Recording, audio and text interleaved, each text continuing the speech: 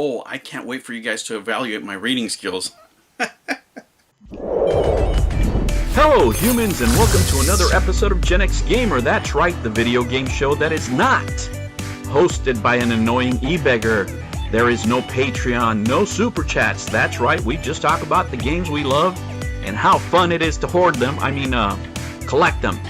Now, with that said, let's get ready for the show. On today's episode, this show is intended for mature audiences only. Viewer discretion is advised. Hello humans, and welcome to another episode of Gen X Gamer. That's right, let's talk about PR. PR is very important for a company because you can have good PR and you can have really, really bad PR. And let me tell you this, even though you might not think so, the old adage that any press is good press is actually true.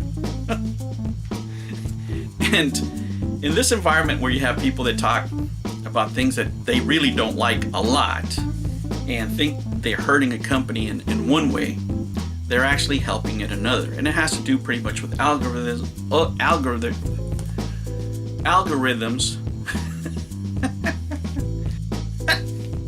Has to do with algorithms and advertising in the future, basically. But that's not what I want to talk about here. What I really want to talk about is how to handle a PR nightmare, right? There are many companies out there, maybe you out there are decided to start your own brand. Believe it or not, most people struggle when they're building a business. They don't put something out and it's like firecrackers the first day. Not at all. You have to grind. And in that grinding, where you're a small business owner, you put on many hats. Well, guess what? Just because you own a business, it doesn't mean that you're good at everything that happens in your particular industry, right? Or whatever business you open. You can't be good at everything. You could be good at some things, but not others. You can see this a lot in the video game industry, say when a programmer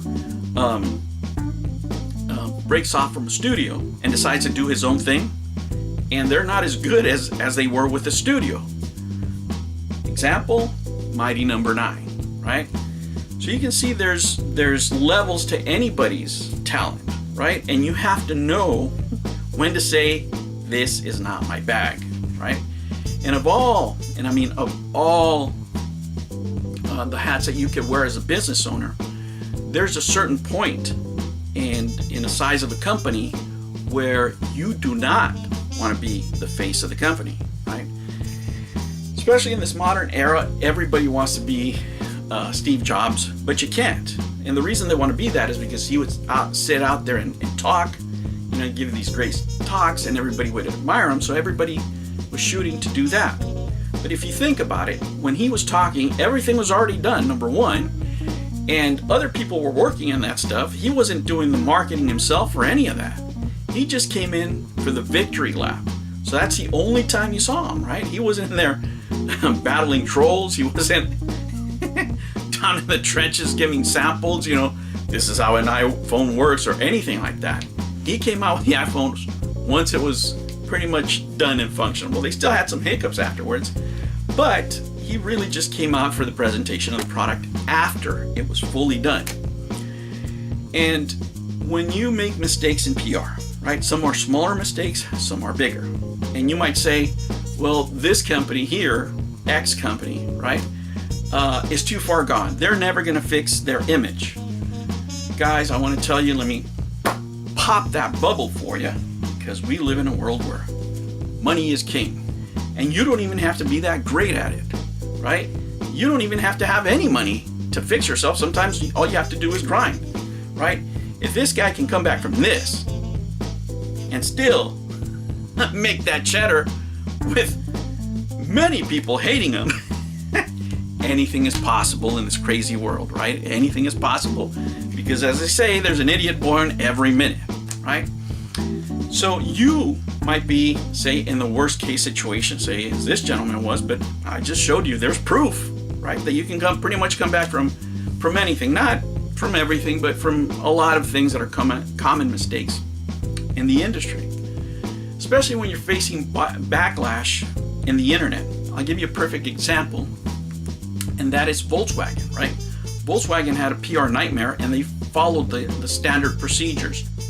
Now, there's a lot of procedures, guys, but one of the widest used is the 5 A's, right? The 5 A's are: 1, acknowledge, right? You need to acknowledge your mistake, whatever that mistake was. Number 2, you should apologize, right? You should apologize for what you did. And not in emails at midnight on a Friday night. It should be a face-to-face, right? Where you have a representative, speaking directly. If it's to the public, you need to say it into the camera, and it has to be somebody who who admits confidence to your customers, right? Or it could be in a meeting, say investors, so it depends on the type of setting. Number 3, you need to amend, and usually amend with value. You need to offer the customer or your investors, whoever it may be, something of value to amend for your mistake, right?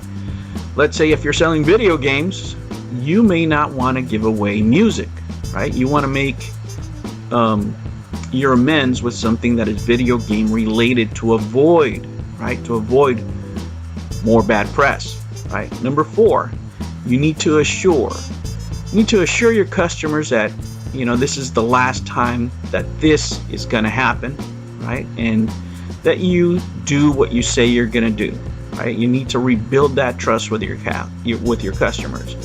And last but not least, you need to ask questions of your customers or of your investors and say, okay, what can I do better in the future? Where are we falling short, And then move on from there, right? So that's a pretty standard view of simple steps you can take to move forward from some disasters, not all, just some. I would say in the low-level mistakes, such as a recall or something like that. And this is what you're looking for, maybe in companies you want to invest. When a company, let's say such as Activision Blizzard, right, is a perfect example of a company that's going through it right now, right? And it's affecting their stock prices, it's affecting their product, and the PR is bad. I mean, it's really, really bad. But what do you do if you're Activision? You have to follow the industry standard for these kind of cases, number 1. And if you want to invest in this company, what you want to look for is that they are doing these things, because that means if they follow the standard procedure, it's just a matter of time. That stock will rise back up if they follow industry standards. And there are industry standards, believe it or not, for PR. Certain developed steps that you can take, that anybody can take, that any company can take, in order to crawl out of the hole you dug yourself into. Now, what really makes a difference is how much money you're going to spend. But let's go over the points real quick. Let's just talk about Activision. All the problems they were having, the harassment, the horrible, horrible stories. I mean, this is terrible. I don't care what other companies you heard of, but this is worse. Now, let me say this. There are things that are really, really bad. Let's say you're facing a catastrophic type PR event, whatever that may be. And I'll give you another example. Papa John's. Papa John's is horrible, right? How could you fix Papa John's? That's a level 5 threat. What do you do? After being accused of that, you need to make amends and completely go the other way. And the spokesperson is the one that needs to be changed in this case, right? Because what happened? You had a CEO that was talking too much, got himself in trouble, and that's what happened, right? So who do you bring in? The complete opposite. Shaquille O'Neal. Number 1, are you going to troll Shaq? No, right? I think most people would hate you if you start talking shit to Shaq, right? So now you have a Teflon pretty much representative, right? And he's coming in saying, hey, you know what? They called me in to assess the issues here. We're going to work on the new things. We're taking a new direction. Now, the old CEO, or what have you, still has an interest in the company. They're going to make money, but they're not the face anymore. That's not what the public is focusing on. And Shaq now is doing good things with that money. He's moving forward. He has different ideas. That's a great thing. You turned it around, right? You turned around. The scandal's still there, but now that Shaq is the face of the company, it's a completely different monster. But this is far from free. It's going to cost you a lot, and I mean a lot of money to repair damage this big done to your PR. So you're going to have to get a spokesperson that's really trustworthy and is going to command the highest of salaries. In the space of YouTube, it's really simple. You got to pay somebody off. It doesn't matter what YouTuber you're thinking about. They all sell cereals, ball shavers, things you don't want, right? They all take a little bit of money for something. So these guys will find out what that price is, and they will write a check and watch them change their tune. The tune will be similar to the professionals. It'll be, well, after speaking with them, we had a heart-to-heart, and they brought me in, meaning they gave me a check. They brought me in so we can talk about these issues, and maybe you want to analyze them this way and the other way, and we're going to be moving forward in a positive way.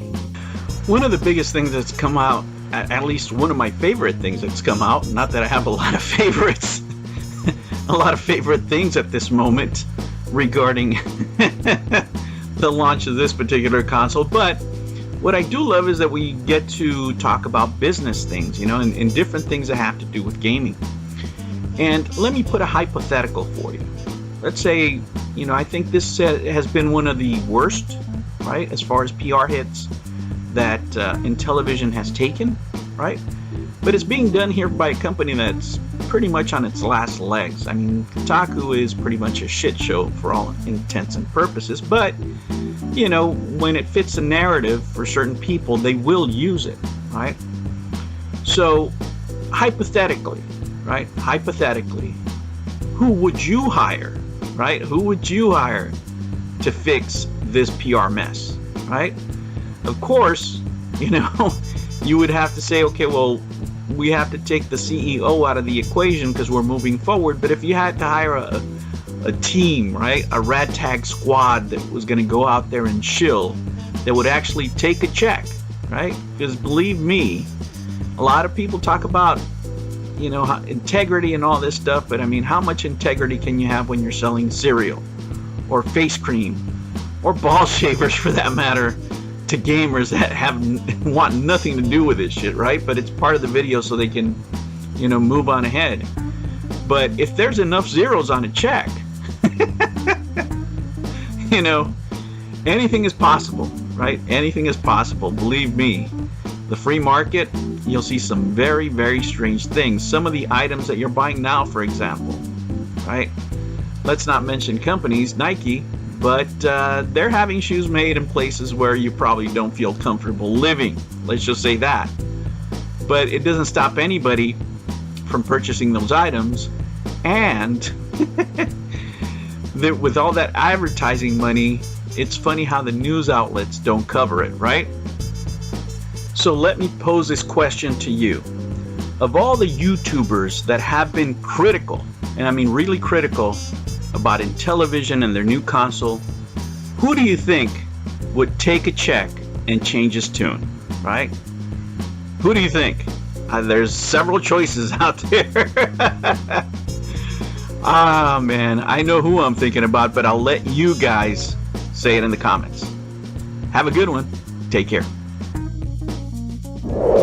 New videos every weekend and whenever I feel like it.